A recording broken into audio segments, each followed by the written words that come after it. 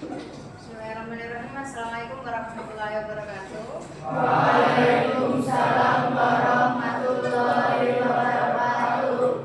Oke, ketua kelasnya saya minta berdoa dulu sebelum kita masuk ke belajarnya. Kita duduk jam gerak. Doa mulai. Bismillahirrahmanirrahim. Raditu billahi robba wa bil islami dina wa bi Muhammadin nabiyya wa rasulah. Rabbi zidni ilma warzuqni fahma. Amin. Yang hari ini tidak masuk siapa? Fawas. Alasannya? Sakit. Cuma Fawas ya.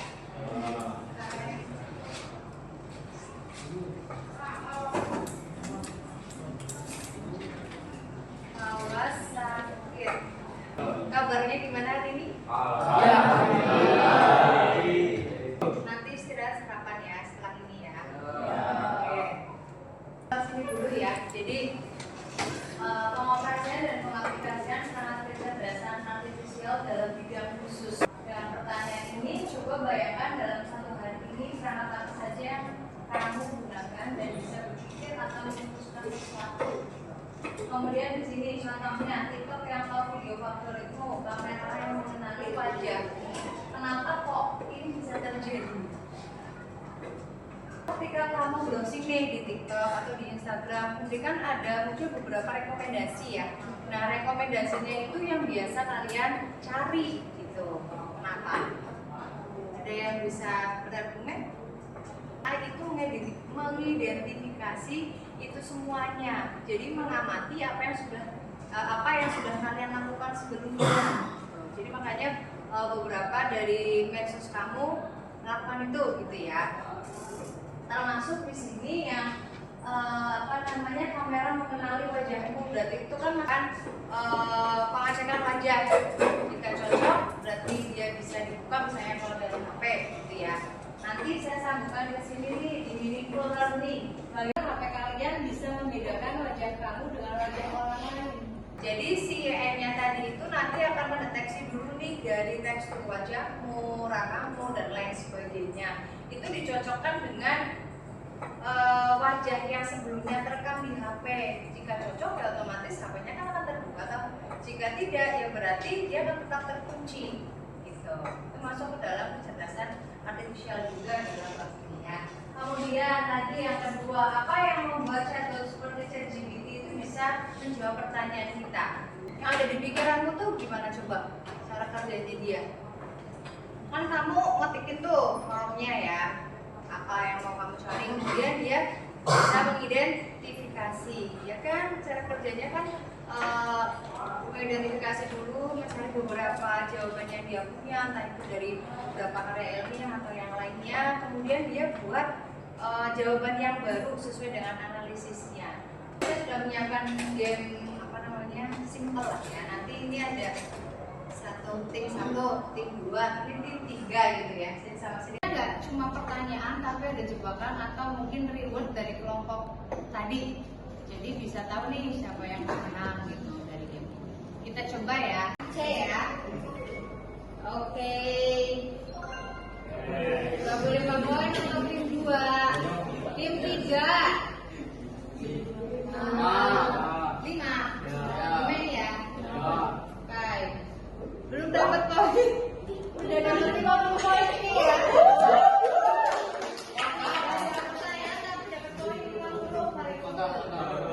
Balik lagi ke kelompok ke tim 1. Masih ada 3 kotak nih.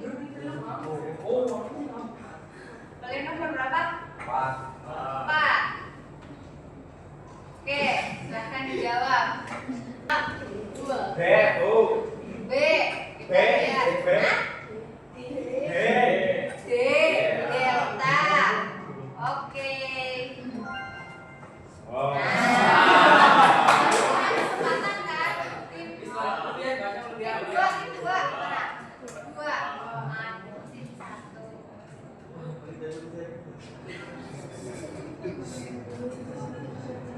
apa contohnya? Apa?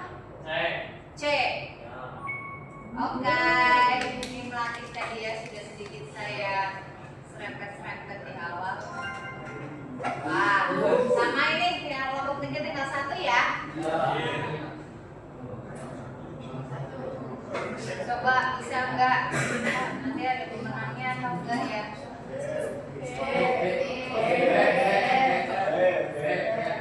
B.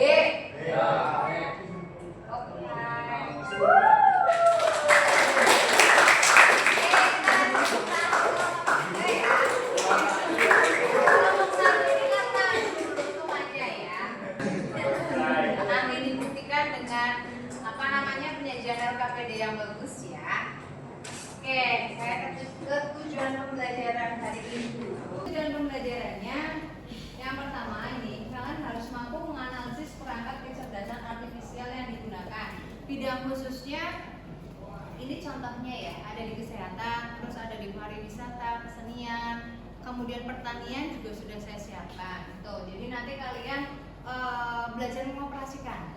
Kemudian yang kedua nih, kalian juga harus mampu mengevaluasi kelebihan dan keterbatasan aplikasi AI dalam bidang tadi, gitu ya. Jadi bisa dimengerti. Oke, saya lanjutkan. Nah, untuk pembelajaran kontekstualnya, jadi hari ini kita akan mengeksplorasi langsung perangkat AI nanti ya, lewat komputer kalian masing-masing. Setelah itu kalian mencoba mengoperasikannya dan mencari tahu bagaimana teknologi ini digunakan di dunia nyata dengan topik yang sudah saya siapkan. Nah, nih ada satu video. Jadi buat alat untuk membantu para medis dan dokter ya, untuk mengidentifikasi tanda-tanda stroke lewat apa itu? Lewat kamera. Nah, nanti otomatis akan terdeteksi. Nah, parameter utamanya itu dipengaruhi oleh orang yang kena stroke itu otot wajah mereka dan biasanya menjadi apa ya, tidak simetris gitu ya. Jadi beda antara sisi kiri dan kanan. Nah, ini ketika sudah saya berikan orientasi terhadap masalahnya sudah saya siapkan di LKPD kalian masing-masing. Jadi nanti kalian membentuk kelompok sesuai dengan kelompok yang sudah disepakati kemarin ya. Sekarang kalian berkelompok masing-masing, berarti kelompok 1 nanti Google Drive-nya bisa dibuka. Di situ kan ada tulisan LKPD kelompok 1. Nanti kelompok 1 punya kelompok 1 dan seterusnya. Itu masing-masing dengan topik yang berbeda. Nah, rambu-rambu LKPD itu yang nantinya akan membantu kalian memecahkan masalahnya. Bisa dimengerti? Bisa. Ini sudah sesuai kelompok belum? Oke, silakan langsung dibuka drive-nya saja untuk mengambil LKPD-nya. Kalau yang belum gabung ke kelompoknya. Oh, itu kelompok 1, kelompok 2. Cak kelompok 2 di sini, kelompok 3. Kelompok 3 berdua. Kelompok 3. Kelompok 1, 2, 3 ya. Itu 4. 5. 4. Oh, 5 sebelah sana. 6. 7. 7 mana? 6 sini. Nah, itu udah ada kelompoknya. Dilengkapi ya. Identitas kelompoknya jangan lupa dilengkapi. Oke, project. Ini pakainya yang apa? Ini yang apa? Ya, yang image project itu yang standar image model. Klik.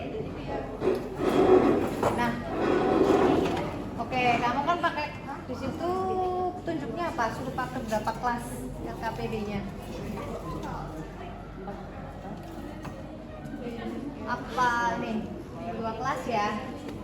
Kenapa 2 kelas? Satu yang untuk wajah normal, satu yang wajah indikasi stroke. Berarti gambarnya boleh miring. Kamu mau foto live boleh, atau mau mengambil gambar juga boleh.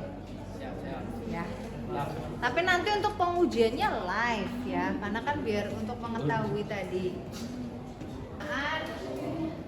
Kemudian ada dokumentasinya juga ya. Penilaian desain dari kalian kira-kira. Iya kan, coba kalau kamu biasa senyumnya. Tuh kan sulit ngedetek coba. Karena itu loh punya area itu udah diulangi belum fotonya? Sudah. Oh kelasnya udah diulangi. Coba kamu biasa tuh kamu biasa ngedeteknya kelas 2 loh. Coba ulangi lagi mbak, bikinnya jangan ada 2 foto, kamu maju lagi gitu. Oh, maju lagi. Iya, yang kelihatan cuma muka kamu gitu. Nah kamu mau bikin apa dulu itu kan contohnya misalnya dengan tema batik, misalnya kamu mau bikin sampul dan lain sebagainya juga boleh. Mau tetap batik juga boleh, tapi kan harus ada temanya. Jadi prom yang dibuat itu harus spesifik. Ditulis di situ. Nah untuk yang poin 2 bikin variasinya misalnya prom yang pertama batik apa itu nuansa alam atau bagaimana. Nah itu kan belum spesifik ya. Kamu detailkan lagi. Nah terus nanti dibuat variasinya misalnya si batiknya tuh ditambahin apa gitu, desain apa. Nah tambahin lagi nanti itu kan udah sampai 3 aja wis nggak masalah. Nanti kan untuk pembeda di bawah LKPD lagi. Hai. Nanti yang ini yang live diceknya gitu. Nanti kalau senyumnya biasa berarti harusnya teridentifikasinya yang kelas 5. Nanti kalau nada miring berarti teridentifikasinya yang kelas 10. Jadi berarti enter masih ada. Sudah selesai. Enter ya. Tapi enter Close dulu, close. Belum diekspor karena kan belum ada yang diujikan rupanya. Ini lagi ke belakang. Ini harusnya diperjelas lagi. Kamu aja nggak apa-apa kan? Itu masih sini. Mana? Nggak bisa dibuka. Chrome-nya nggak ada. Pakai ini nggak apa-apa, sama aja. Nah itu kan pakainya tadi ada 2 kelas ya. Baca LKPD-nya ya, itu close saja. Wis ya, wis. Nah karena kamu kan mengunggah pakainya kan daunan, kamu cari dulu. Dia jawab sini langsung. Cuma udah ada ininya ya, contoh promnya ya. Cuma tinggal di apa namanya kreasikan lagi aja. Gitu. ini langsung dijawab. Boleh. Jadi gampang gitu loh, nggak kamu scroll sekali. Ya. Begini saja. Gimana?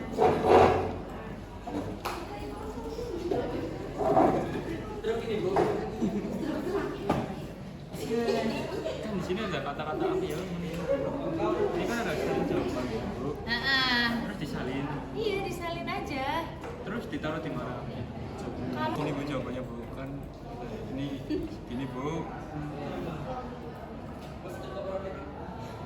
Itu di mana?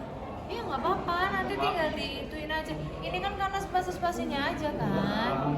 Kenapa dipeskan di situ sih? Kamu pakai apa ini nyarinya? Ini nggak boleh wis bisa dikirim dia apa terus dikirim ke WA. Di sini kan bisa nih.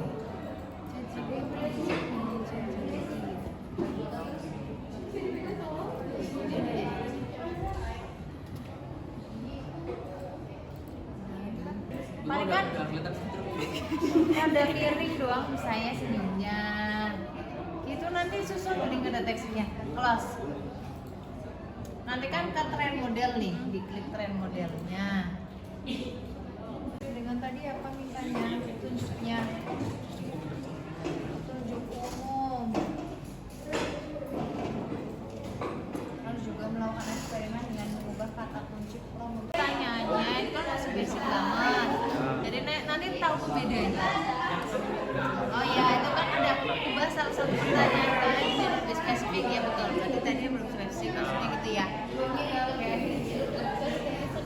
Assalamualaikum warahmatullahi wabarakatuh.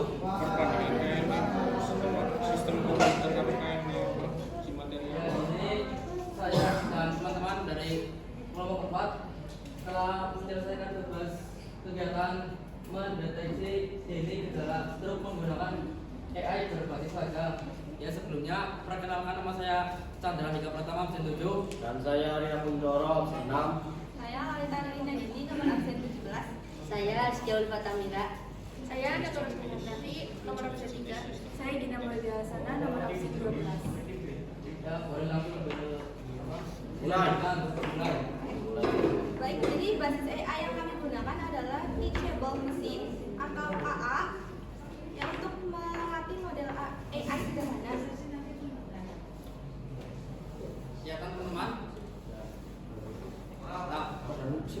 Iya Bu. Jadi, teachable machine adalah sebuah alat berbasis web yang dibuat oleh Google yang memungkinkan pengguna untuk melatih model kecerdasan buatan dengan mudah, cepat, dan tanpa perlu menulis kode pemrograman. Alat ini digunakan untuk mengajarkan komputer mengenali gambar, suara, atau pose tubuh berdasarkan contoh data. Jawaban. Kelebihan A. Otomatisasi dan efisiensi tinggi. AI dapat mengerjakan tugas-tugas secara otomatis dan cepat tanpa lelah, sehingga meningkatkan produktivitas dan menghemat waktu. B. Kemampuan menganalisis data dalam jumlah besar. AI mampu memproses dan menganalisis data dalam jumlah besar dan akurasi tinggi yang sulit dilakukan oleh manusia secara manual. Kelemahan A. Ketergantungan pada data latih. AI sangat bergantung pada kualitas data yang digunakan saat latihan. Jika datanya kurang atau tidak akurat, hasilnya juga tidak maksimal. B. Kurangnya pemahaman kontekstual dan emosional meskipun AI bisa mengenali pola. Secara langsung untuk melihat apakah model bisa mengenali dan mengklasifikasikan wajah dengan benar sesuai kelas yang telah dibuat. C. Mencoba beberapa posisi ekspresi atau pencahayaan yang berbeda untuk mengamati keakuratan dan konsistensi model dalam mengenali wajah. Kemudian, kelas KA yang akan digunakan adalah 2 kelas, yaitu pengambilan sampel orang normal dan penderita stroke.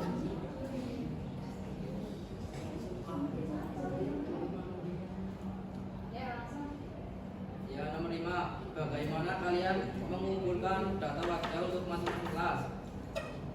Kami mengumpulkan data wajah untuk masuk kelas dengan cara mengambil gambar wajah secara langsung melalui kamera atau webcam yang terhubung ke perangkat komputer.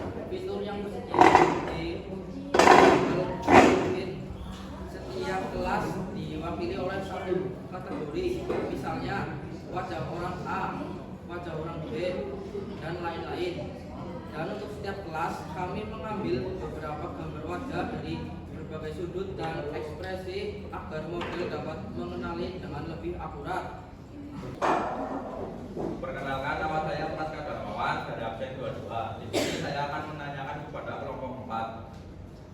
Adakah kesulitan dalam kolaborasi dengan AI dalam pengerjaannya? Baik, terima kasih atas pertanyaannya, Pascal. Izin menjawab.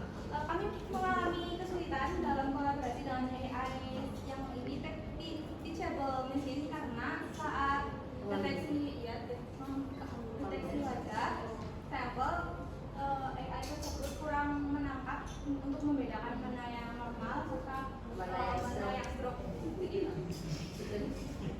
Apa bisa diterima? Siap, bisa. Terima kasih. Adakah yang ingin bertanya? Perkenalkan, nama saya Intan Safira dari absen 14. Izin bertanya untuk kelompok 4, apakah bagaimana cara kerja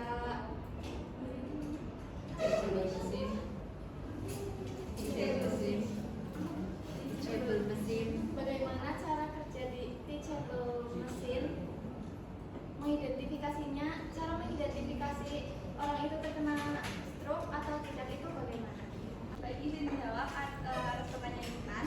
Cara kerja teachable machine adalah pertama kita harus menangkap sampel orang normal serta orang yang terkena stroke. Kemudian sampel tersebut akan diarahkan ke preview atau tes, di mana nanti orang yang dites akan dideteksi oleh AI tersebut apakah orang itu termasuk kelas pertama atau kelas kedua, gitu.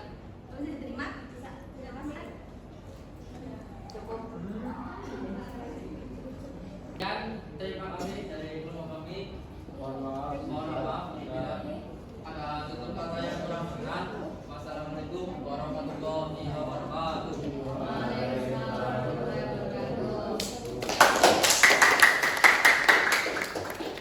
Warahmatullahi wabarakatuh.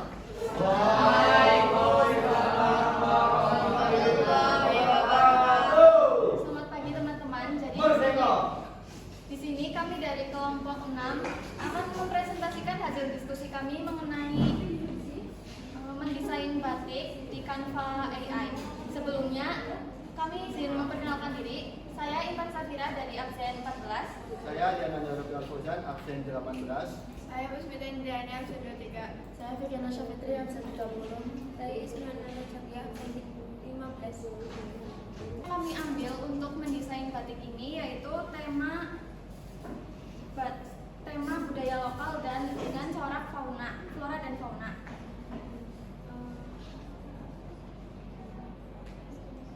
Tiga prom yang berbeda, prom yang sama, tetapi merubah salah satu bagian dari prom yaitu gambar budaya lokal daerah Jawa. Prom yang kedua, buatkan desain batik Surakarta yang digabungkan dengan burung cendrawasih. Prom yang ketiga, buatkan desain batik Surakarta yang digabungkan dengan wayang kulit Pandawa. Jadi di prom yang kami buat itu perbedaannya ada di budaya lokal daerah Jawa, burung cendrawasih, dan juga wayang kulit Pandawa. Perpaduan warna yang kontras dan corak yang sesuai dengan prom membuat desain kedua ini paling menarik dan sesuai. Sedangkan prom yang pertama yang budaya lokal Jawa itu kurang sesuai, juga lebih baik apabila dilakukan oleh desainer manusia. Jadi intinya AI dapat menggantikan desainer manusia, tetapi tidak sepenuhnya. Di sini kami akan melampirkan hasil batik yang paling sesuai yaitu prom kedua.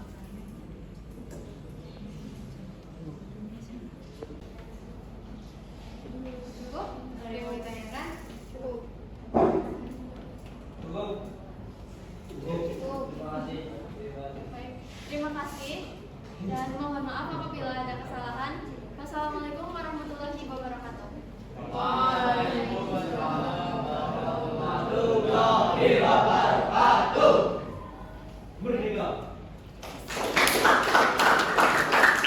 Sini ya, analisis dan evaluasi proses pemecahan masalah yang sudah kalian presentasikan tadi masing-masing kelompok. Dari kelompok 4 mewakili bidang kesehatan, terus kelompok berapa tadi? 6 bidang kesenian, kemudian ini yang dengan komunikasi ya. Nah, presentasinya sudah sangat bagus, kemudian dari pertanyaannya juga mendukung presentasi yang dipaparkan ya. Sekarang kita tinggal menganalisis nih tentang pemecahan masalah hari ini. Nah, ini ada 3 pertanyaan yang saya siapkan. Jadi apa yang kalian pelajari tentang AI hari ini? Bisa nggak si AI itu membantu pekerjaan kalian untuk menyelesaikan? Bisa. Oke. Apa yang harus diperhatikan dalam penggunaan AI di kehidupan nyata? Yang harus dibatasi apa?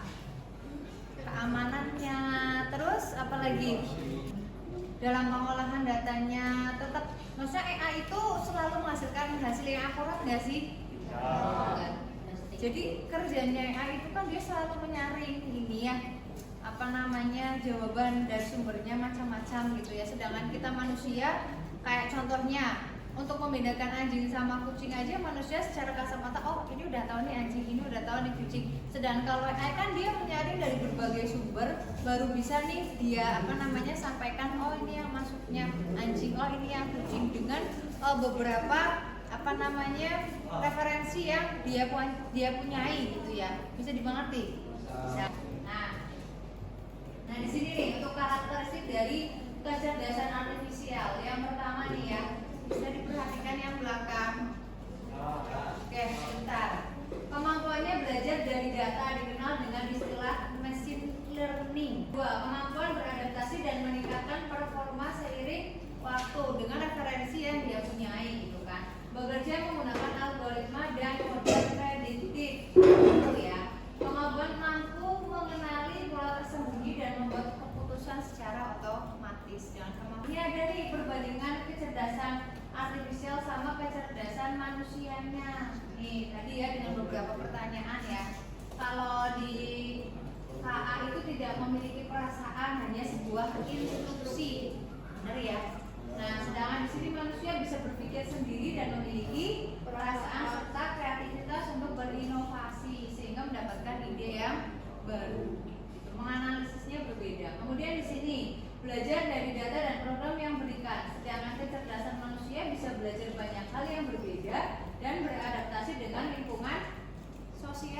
berinteraksi sosial, gitu ya.